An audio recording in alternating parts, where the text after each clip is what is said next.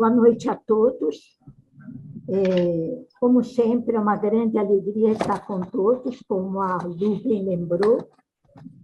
E hoje vamos falar de uma passagem muito importante, porque ela coloca Paulo, ele confessando-se em tudo que tinha sido o seu trabalho e que é um exemplo para nós.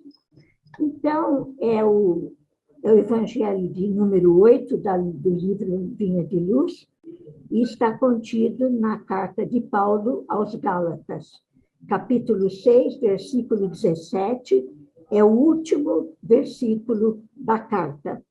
Então, Paulo diz aos Gálatas: desde agora, ninguém me moleste, porque eu trago no meu corpo as marcas do Senhor Jesus. Então, Paulo, como nós sabemos, ele fez 3 viagens pela Ásia Menor, e na segunda viagem, ele passeou por toda a Galácia, que hoje é a Turquia, e deixou lá várias igrejas fundadas por ele.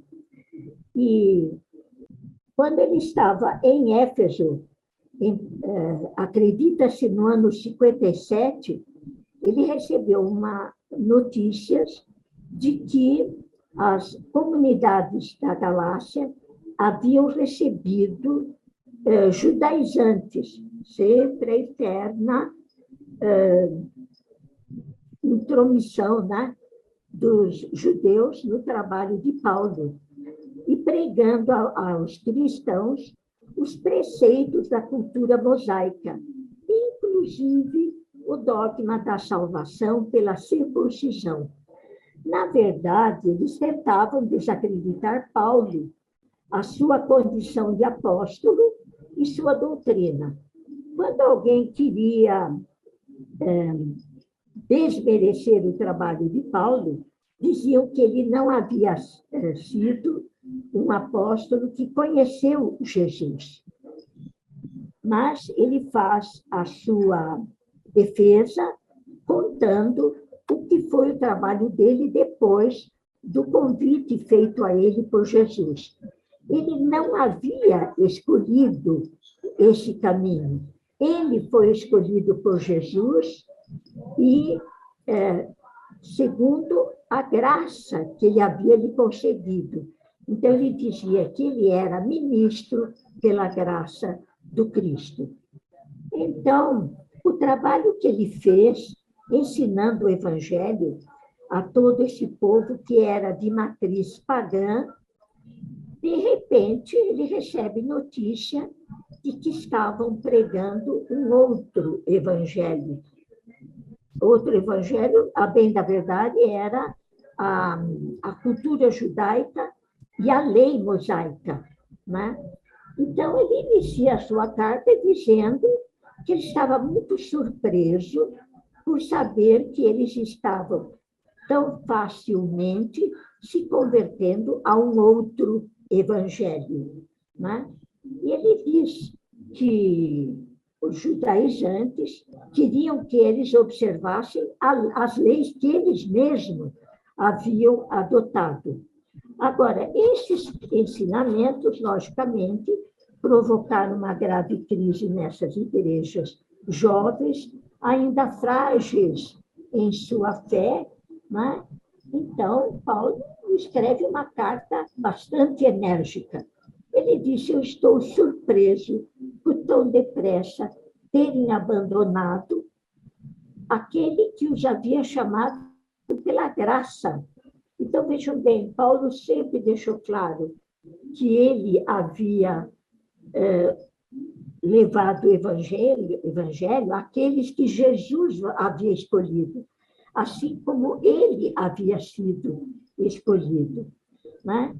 Então, ele disse: estes que vos falam estão perturbando, corrompendo o ensino que eu lhes deixei.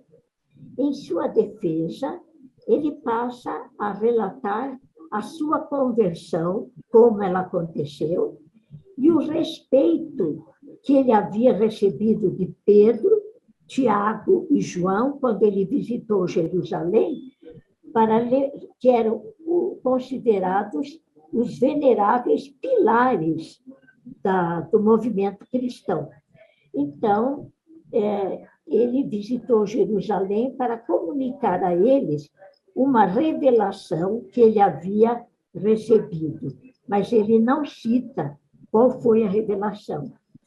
Então, ele fala enfaticamente contra a presença dos judaizantes quanto ao cumprimento das leis mosaicas para a salvação, quando o seu ensinamento, a salvação se dava somente pela fé. Enquanto a lei os escravizava, quanto aos seus preceitos, vocês sabem o quanto ela era toda cheia de regulamentos e preceitos. Eles haviam sido chamados para a liberdade. A lei, segundo o Evangelho, estava contida numa só palavra: amarás ao teu próximo como a ti mesmo. O fiel, unido a Cristo, não tem mais lei nenhuma que dite a sua conduta externa. Ele cumpre a lei do Espírito. Na realidade, toda a boa ação do cristão, pela qual ele exprime o seu amor, diz respeito ao outro. O amor cristão se exprime, se exerce, em primeiro lugar, no interior da comunidade, mas constitui um testemunho para todos os homens e deve abrir-se a todos, mesmo aos inimigos. Então, o mesmo ocorreu em outras cidades e que receberam cartas no mesmo tom, né? No mesmo teor. Paulo, a luta dele era contra aqueles que tentavam deturpar os ensinamentos que ele havia dado às comunidades, né? Então, ele é obrigado a fazer, né, com constrangimento, uma apologia a si mesmo e falar aos Gálatas quem era ele nessa campanha que ele fazia por toda a Ásia pelo Evangelho. Então, eles dizem, então, sabem que os judeus eram orgulhosos por saberem-se o povo escolhido por Deus. Mas não era para o orgulho deles, era para a mudança, a transformação que o Messias traria. Mas eles não aceitaram Jesus como Messias. Então, ele começa a dizer: eles se dizem ser hebreus. Ele disse: mas eu também sou hebreu. Eles dizem que são israelitas, dada o prestígio de Israel em toda aquela região. Ele diz: eu também sou israelita. Eles se dizem descendente de Abraão, mas eu também sou. Eles se dizem ministro do Cristo. Ele diz: como insensato, eu digo, muito mais ministro sou eu. Né? E ele, então, começa a colocar aquilo que ele havia sofrido em toda essa campanha que ele havia empreendido. Ele disse: eu sou muito mais ministro pelas fadigas, muito mais pelas prisões, infinitamente mais pelos açoites. Muitas vezes eu me vi em perigo de morte. Dos judeus recebi 5 vezes 39 golpes, que era a lei mosaica. 3 vezes eu fui flagelado, 1 vez apedrejado. 3 vezes naufraguei. Passei 1 dia e 1 noite em alto mar. Fiz numerosas viagens. Sofri perigos nos rios, no mar, por parte dos ladrões, por parte de falsos irmãos. Então, ele afirma em uma outra carta, né, que ele se associava às tribulações de Jesus, para nós entendermos essa postura de aceitação das tais dificuldades por Paulo. Ele disse: essas tribulações da era messiânica que se inicia comportam uma medida prevista pelo desígnio divino que Paulo, apóstolo dos gentios, se sente particularmente chamado a satisfazer. Então, vejam bem, ele foi chamado por Jesus diretamente. Então, ele não adotou o cristianismo por vontade própria, mas ele foi eleito para isto. E ele, recolhendo-se ao deserto durante 3 anos, ele reconheceu a importância do Evangelho e se entregou totalmente. Então, todas estas dificuldades, sofrimentos vividos, para ele não significaram nada. Ele suportou tudo estoicamente, né? E ele termina a sua carta dizendo com muita firmeza: doravante, ninguém mais me moleste, pois eu trago em meu corpo as marcas do Senhor Jesus. Então, o que é que nós deduzimos da carta de Paulo? É a luta nas dificuldades, aceitando-as como elas são, porque essa nossa postura de transformação, ela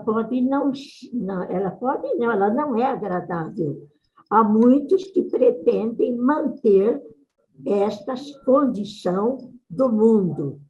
Vejam, eu não devia falar, mas, gente, o que é que está acontecendo agora, neste momento? Nada muda neste mundo? E a caridade para com o outro? E o sofrimento que nós estamos sentindo do lado de cá, solidários aos que agora sofrem perigo de morte, né? Então, ele, com todo este sofrimento, ele se transformou de um homem forte, orgulhoso, altivo, num homem doente, frágil. Na época que ele estava em Roma, existem relatos que contam, né, de histórias que são trazidas pelo plano espiritual. Um homem frágil, doente, velho, alquebrado, né, mas feliz. Feliz, ele dizia que ele estava com o Cristo. Para ele, isto bastava. Então, outra lição que a sua carta nos deixa é a fé. Ele viveu uma fé no amor de Jesus, na proteção que ele recebia, e nós devemos vestir esta mesma fé e viver as nossas dificuldades estoicamente. As dificuldades existem para todos. Existiu para Jesus este flagelo que Paulo sofreu, Jesus também sofreu, né? Então, ele disse: eu tenho as marcas em meu corpo do Senhor Jesus, que testemunhavam tudo aquilo que ele havia feito em prol da divulgação do Evangelho.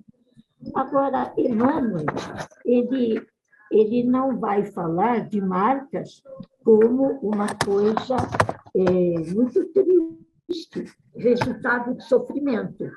Ele diz assim: todas as realizações humanas deixam em nós uma marca própria.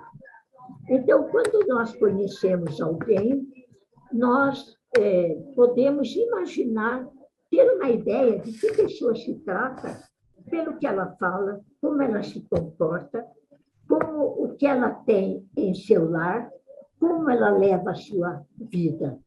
Então, as realizações humanas ele até cita casas, livros, artigos, medicamentos, tudo exibe um sinal de identificação aos olhos atentos. Então, esta identificação existe também para aqueles que nos cercam. É lógico que é uma imagem exterior, né? Então, o que Emmanuel lembra é que o que nós devemos tomar como exemplo é que as marcas do Cristo não são apenas as da cruz, mas as da sua atividade na experiência comum. Quem foi Jesus? Ele foi solidário em uma festa de casamento, transformando água em vinho. Ele tratou Madalena com todo respeito, um respeito que transformou-a totalmente. Ele sentava-se à mesa ao lado de publicanos. Ele esteve presente na cura, no ensino, no exemplo que ele deu sempre, ensinando cada momento da sua vida. Né? Agora, a dor foi o último momento da sua vida e que nós devemos lembrar este momento de tanto sofrimento com a mensagem que ele deixou. Perdoai os pais, porque eles não sabem o que fazem. Né? Então, Emmanuel, ele diz que Jesus é o nosso exemplo, assim como Paulo seguiu o exemplo de Jesus em todas as suas atividades. Então, ele pode, no seu contínuo viver, todos os dias, ele pode testemunhar registros de Jesus. Não precisa nada importante, mas todo aquele bem que é possível realizar. Então, Emmanuel termina esta sua análise, ele diz que em cada situação o homem pode revelar uma demonstração do Divino Mestre. E, terminando cada dia, passar em revista pequenas experiências que partilhamos com as pessoas comuns. Então, Emmanuel diz, observas os sinais com os que assinalaste os atos, recordando que a marca de Cristo é fundamentalmente aquela do sacrifício de si mesmo em prol do bem de todos. Em resumo, é isto. Então, deixe-me viver a vida que eu quero viver, né? Eu me sacrifico pelo bem de todos, né? E esta é a marca que eu vou levar em toda a minha vida e que já é, nesta postura, o caminho da eternidade. Então, nós estamos aqui para modificar o nosso comportamento. O Evangelho já existe há 2000 anos e nós ainda estamos aqui tateando, tentando aprofundar o entendimento. Então, aquilo que nós aprendemos, guardemos como um motivo de paz interior, aceitando a vida como ela é. A nossa vida que nós construímos a partir de existências passadas e que se reflete nesta. Pensemos na próxima vida e modifiquemos o nosso comportamento sempre ao lado de Jesus, vivendo as nossas dificuldades com coragem, com paciência.